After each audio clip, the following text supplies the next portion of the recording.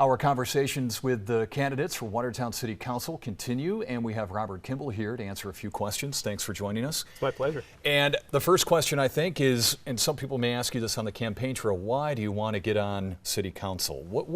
Is there an issue that prompted you to say, hey, I want to be on City Council, and what was that issue? Well, I think it was not just one issue, but looking at the functioning of the City Council earlier this year, it was clear that it is dysfunctional, that they are not behaving in a way that is appropriate. They're not projecting an image of respectability for the community.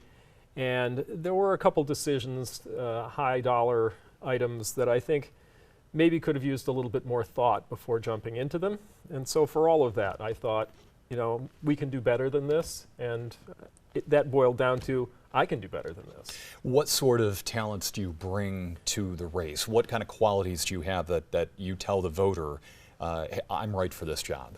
Well, I think I have the demeanor to not get flustered or engage in the childish antics, I'll call them that some of the city council members have been engaged in. I spent 33 years as a surgeon. It doesn't help you to get flustered in that business, and I've dealt with a lot of serious issues. I've also had some experience on various committees and boards, whether it be the session of my church or the board of trustees of the foundation at the hospital. So I've been engaged in some board activity that shows me that they're not functioning the way that I would expect them to behave. As you're out on the campaign trail, knocking on doors, what are you hearing from voters? What's an important issue that they bring up to you and that you think you could make a difference on? Well, there may be a difference between what I can do about it and what they're concerned about. I mean, the things that we hear about frequently, I think, all the candidates, people are still concerned about the drug addiction issues, the homelessness in Watertown. There are apparently a large number of homes in Watertown that are vacant, and yet the rent goes up. But a lot of these issues are not something that there is a simple fix to. Cities across the state and across the country are trying to deal with the homelessness and the drug addiction issues. The housing here in town, we are in the Rust Belt across New York, extending into the Midwest, where our housing stock is 140 years old, and so it's a little harder to compete with new housing outside the city of Watertown. So there's some things that aren't quick fixes there, but I think we need to consider these issues and try to determine an approach rather than just sitting back and complaining about it. Some might say with the homelessness issue that the city should be more involved, more funding, and that it's not just a county issue, because Watertown is a majority of where folks are. You see it more often as you're in Watertown.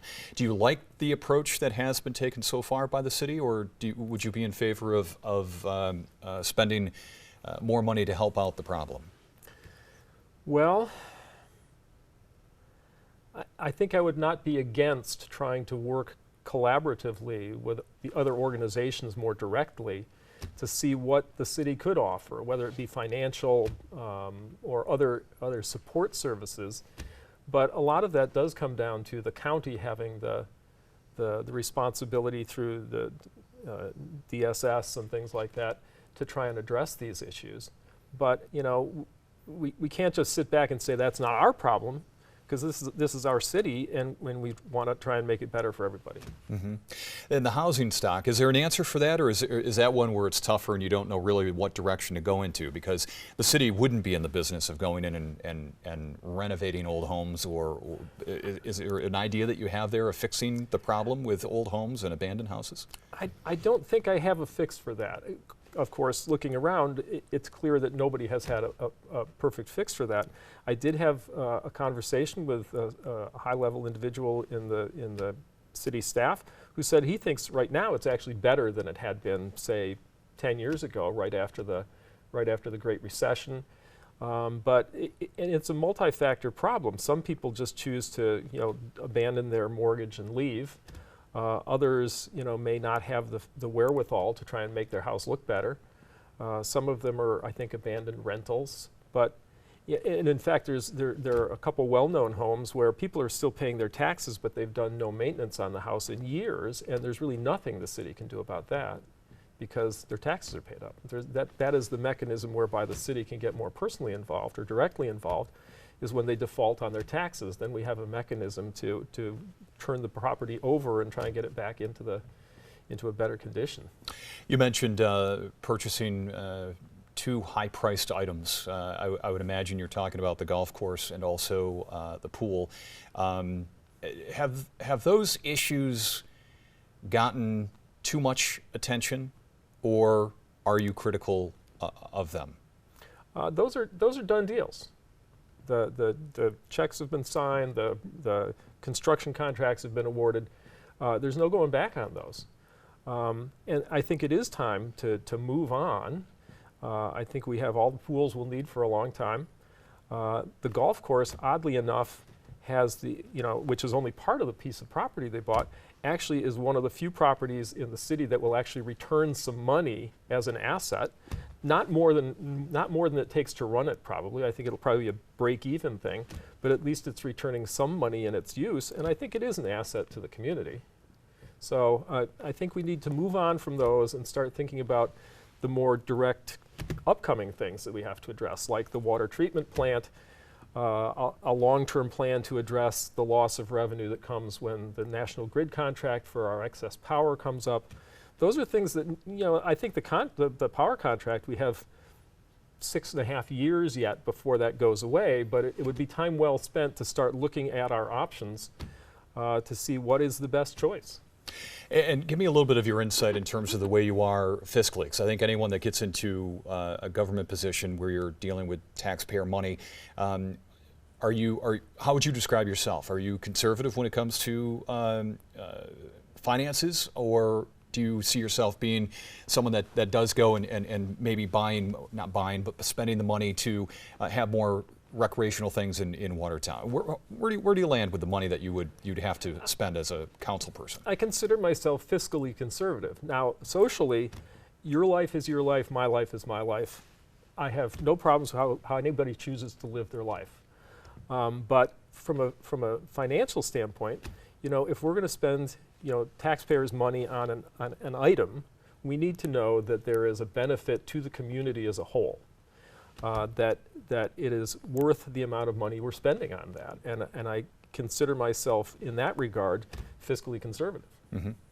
You'll be working with a new city manager if you're elected to the body. What are your thoughts on that? You're losing quite a bit of expertise there with Mr. Mix after 30, 35 years in city government.